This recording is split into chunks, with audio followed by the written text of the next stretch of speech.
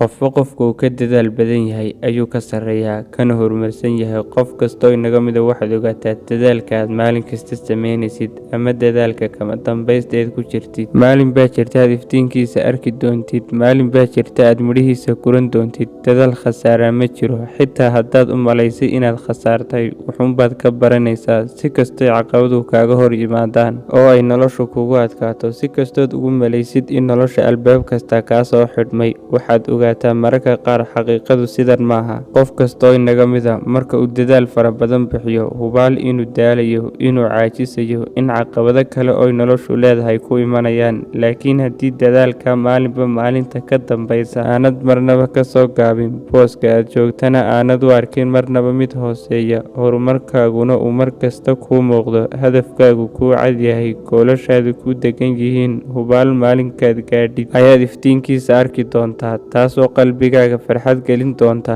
Noloshu way caqabado badan tahay, mid kastoo inaga mid ah itaalkiisa ayuu dadaalaa. Adigu inta aad dadaalaysid ama aad awooddaadu tahay, marnaba yaysan kula yaraanin. Ha arkin dadka meelaha fog gaadhay ama meel shishe gaadhay, meesha aad hadda adigu maraysid isba wuu soo maray. Dadaalka tirada badan ee uu maalin kasta samaynayay een kala go'a lahayn, sida joogtada uu maalin kasta u waday, ayaa boos kaa gaadhsiiyey. Sannadaha iyo masaafada dheer ee labadiinna idiin dhaxaysa maalin unbay soo gabagaboobi doontaa. Maalin unbaad arki doontaa wakhtigan isagoo ku dhaafay, maalin ayaad arki doontaa adigoo meelaad ku faraxsan tahay noloshaada jooga. Noloshu ma dhammaystirna, qofay dunida noloshu dhammaystiran tahay ma jiro. Cilmiga aad haysid ama aad taqaanid, sida oo kale haddii aad rabtid in noloshaada wax iska beddelaan, waxaad dhegaysataa dadka ku taageera, waxaad dhegaysataa dadka talada wanaagsan ee saafida ah ku siiya,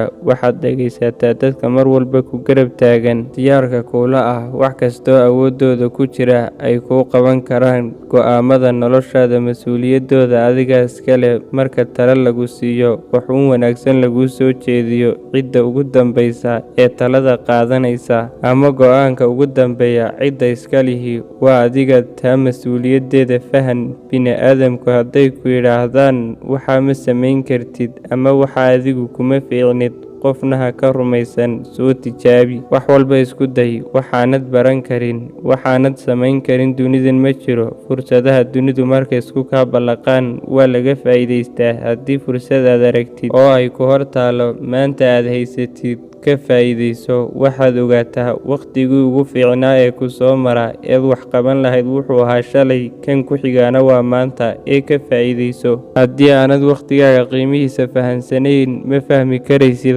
khayraadka tirada badan ee agtaada yaalla. Waxa ugu qaalisan ee qofku haystaa waa wakhtiga. Wakhtigu waa waxa dadka dunida jooga ay ku kala horumareen, ku kala tegeen. Wakhtigaaga ood khasaarisaa waa noloshaadii ood khasaarisay. Wakhtigaaga oo kaa luma waa noloshaadii oo kaa luntay. Saacadi hadday kaa lunto, ogow saacadi kaama lumin, waxaa kaa lumay qayb noloshaada ka mid ah. Haddaba si waxaad ku riyoonaysay kuugu hirgalaan, kuugu suurto galaan, una noqoto qofka aad ku riyoonaysid maanta, wakhtigan aad taagan tahay ka faa'iidayso, lana dagaalan wakhti lumiska. Daawade waad ku mahadsan tahay haddii aad soo gaadhay ilaa dhammaadka muuqaalka like saar. Sidoo kale haddaad nagu cusub tahay, subscribe channelka. Haddaad hore noola joogtayna waad ku mahadsan tahay, waanad ku mahadsan tahay daawashada muuqaalka. Assalaamu calaykum.